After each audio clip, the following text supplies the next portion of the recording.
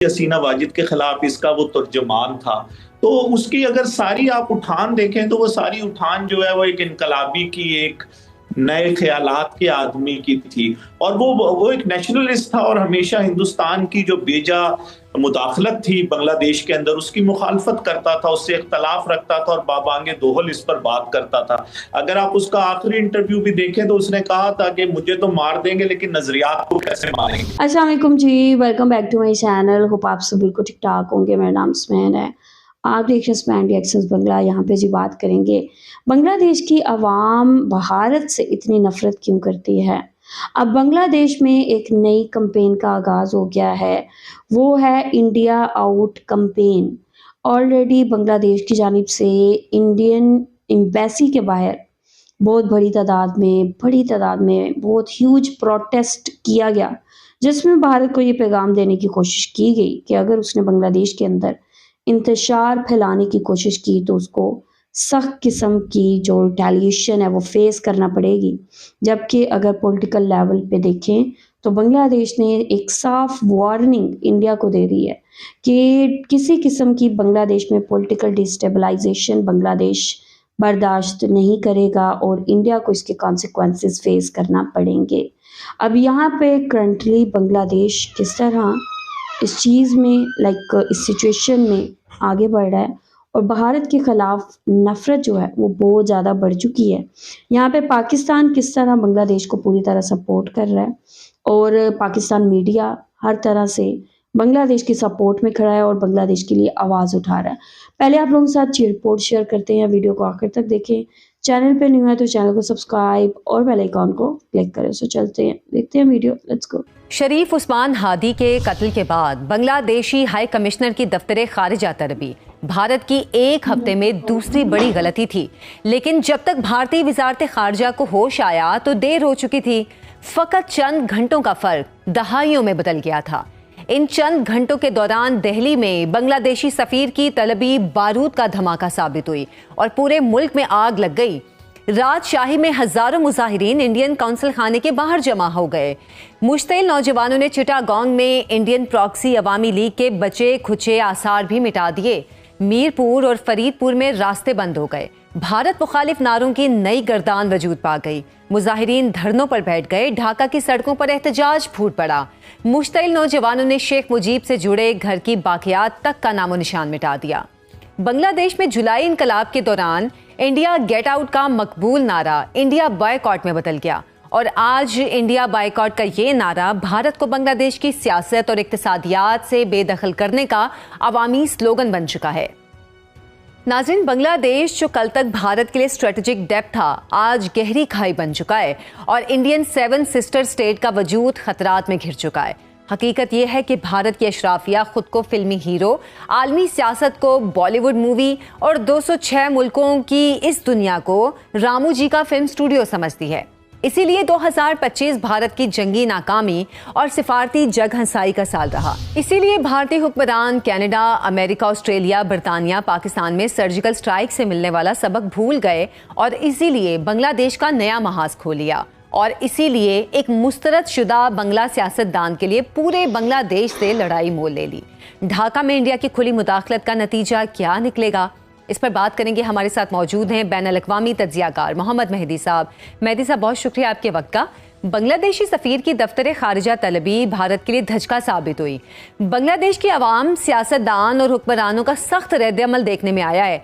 क्या ये diplomatic error था या फिर इंडियन हॉक्स की गैर जरूरी खुद-एतमादी? देखिए, बात असल में ये है कि इंडिया जो है वो बहुत अरसे से ये सब कुछ कर रहा है। ये सिर्फ बांग्लादेश के अंदर ही नहीं, हमने इससे पहले कनाडा के अंदर देखा, फिर हमने ऑस्ट्रेलिया में देखा। अमेरिका ने वो लोग पकड़ लिए जिनको एक सिख को कत्ल करने के लिए आए हुए थे।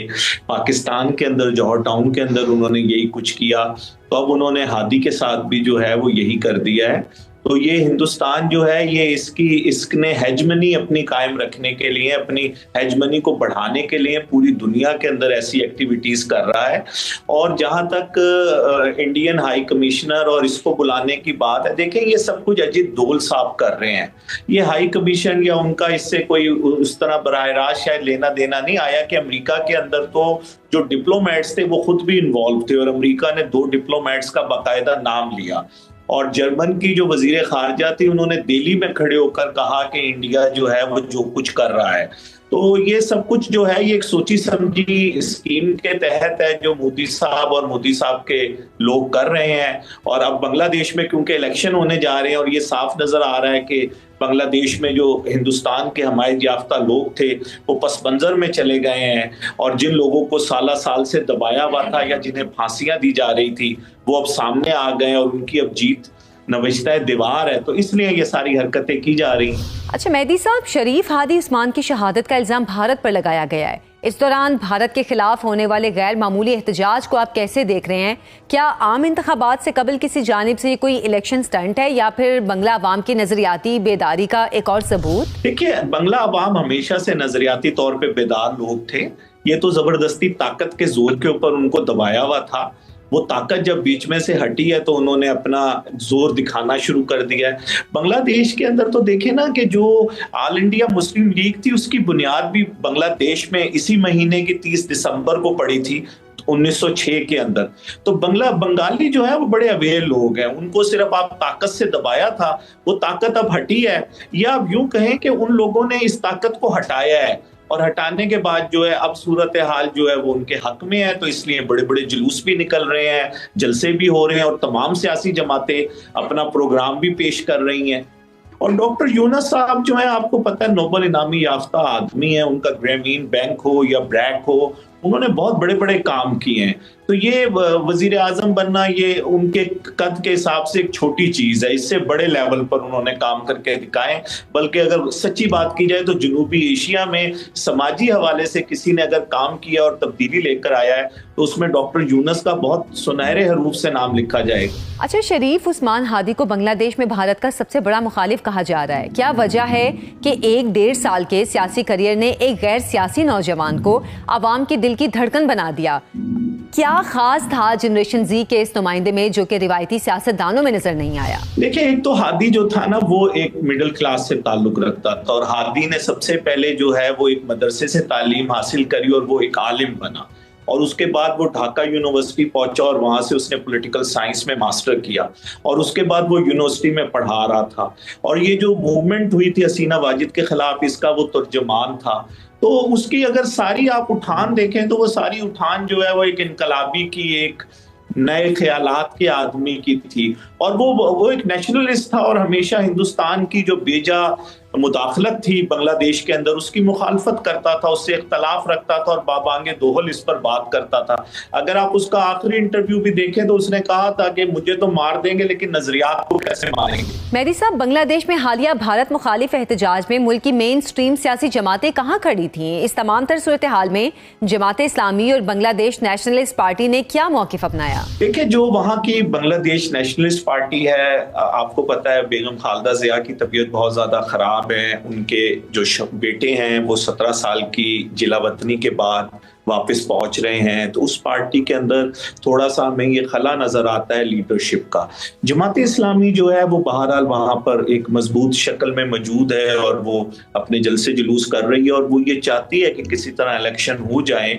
और वो बुनियादी तौर पे ये जो नया नौजवानों का ग्रुप था, ये क्योंकि जमात इस्लामी का हिस्सा नहीं बना था तो इनका आपस के अंदर भी एक पॉलिटिकल मुकाबला था। फिर मुस्लिम लीग भी वहां पर अपने तौर के ऊपर काम कर रही है और उम्मीद ये की जा रही है कि वो भी साबका सूरत हाल से बहुत बेहतर उसकी पोजीशन होगी। तो तमाम सियासी जमातें जो हैं और वो तमाम सियासी जमातों ने इस मर्डर को, इस कत्ल को जो है उसकी पुरजोर मजम्मत की है। और जनाजे के अंदर भी हमने देखा कि तमाम सियासी जमातों के लोग जो थे मौजूद थे। अच्छा, भारत की खारिजा पॉलिसी को आप बांग्लादेश के तनाजुर में कैसे देखते हैं? क्या ये मुनासिब है कि अवामी हिमायत से महरूम सियासतदान को पनाह देने के लिए 20 करोड़ बंगला अवाम से बिगाड़ ली जाती? देखिए, ये हिंदुस्तान की अपनी पॉलिसी है। अगर आपको याद हो तो जब इनके वालिद का शेख मुजीबुर रहमान का कत्ल हुआ था बांग्लादेश के अंदर, उस वक्त भी हसीना वाजिद साहिबा जो थी वो हिंदुस्तान में ही मौजूद थी। तो हिंदुस्तान हमेशा से जो है वो इनकी सियासत को प्रमोट करता रहा है, इनकी मदद करता रहा है। अगर आपको याद हो तो $5 बिलियन उसने जो थे वो बांग्लादेश की हुकूमत को दिए थे। तो उनका एक करीबी ताल्लुक है और वो आज भी समझते हैं कि ये उनका मोहरा है और इस मोहरे को वो किसी वक्त इस्तेमाल करेंगे, इसलिए उन्होंने पनाह दी भी है उसको। अब इससे कतई नजर के बांग्लादेश क्या है, हमने देखा कि उन्होंने नेपाल के बादशाह को कत्ल कराने बढ़ाने में वो शामिल रहे थे, श्रीलंका के अंदर जो सारी खून रेजी हुई उसके अंदर वो शामिल रहे, मालदीव के अंदर जो सूरत हाल है, या पाकिस्तान के अंदर अब वो फितनुल ख्वारिज के साथ और जो बाकी तंजीमें उनके साथ जिस तरह मदद कर रहे हैं, तो ये उनकी नेशनल पॉलिसी का हिस्सा है। ओके जी, ये रिपोर्ट आप लोगों ने देखी है किस तरह इंडिया ने हमेशा बांग्लादेश में, नेपाल में और भूटान में जो इन्होंने एक्सप्लेन किया, काफ़ी वेल एक्सप्लेन किया इन्होंने। शेख मुजीब की बात करें, जब उनका कत्ल हुआ तो उस दौरान भी शेख हसीना इंडिया के अंदर मौजूद थी। इसके अलावा नेपाल के जो किंग हैं, उनको भी कत्ल करवाया गया इंडिया की जानिब से। तो यहाँ पे अगर पीछे तारीख के पन्नों में देखें तो इंडिया ने ऐसे हर एक एक्टिविटी करवाई है जो कि किसी भी कंट्री के लिए किसी तौर भी एक्सेप्टेबल नहीं है। तो यहाँ पे अब बांग्लादेश की आवाम में शऊर तो था, लेकिन जिस तरह बांग्लादेश की आवाम को एक एजेंडे के तहत जकड़ा हुआ था इंडिया ने, और शेख हसीना के थ्रू एक पपेट की तरह बांग्लादेश को कंट्रोल करने की कोशिश की जा रही थी। अब फाइनली बांग्लादेश उस पपेट हुकूमत से आउट हुआ है और यहाँ पे उस्मान हादी जैसे लीडरान जब सामने आए हैं तो यहाँ पे लोगों को बहुत बहुत ज़्यादा हिम्मत मिली है, हौसला मिला है। और बांग्लादेश की आवाम जो है, उन्होंने ये फैसला सुना दिया है कि उनका क्या मौक़िफ़ है भारत के हवाले से, क्योंकि भारत ने हमेशा मदाखलत की है बांग्लादेश के अंदर और स्टिल वही चीज़ की जा रही है। तो यहाँ पे नफ़रत क्यों है बांग्लादेशियों के दिल में भारत के लिए, ये तो साफ ज़ाहिर है। अब यहाँ पे कोई भी ऐसी चीज़ होती है तो उसमें भारत मुलव्वस नज़र आता है। तो ऑब्वियसली यहाँ पे अब जो कैंपेन स्टार्ट हुई है, बायकॉट इंडिया की कैंपेन, आगे ये बहुत बहुत ज़्यादा मज़ीद पावरफुल होने जा रही है और इंडिया को इकोनॉमिक लेवल पे बहुत ज़्यादा हिट करेगी।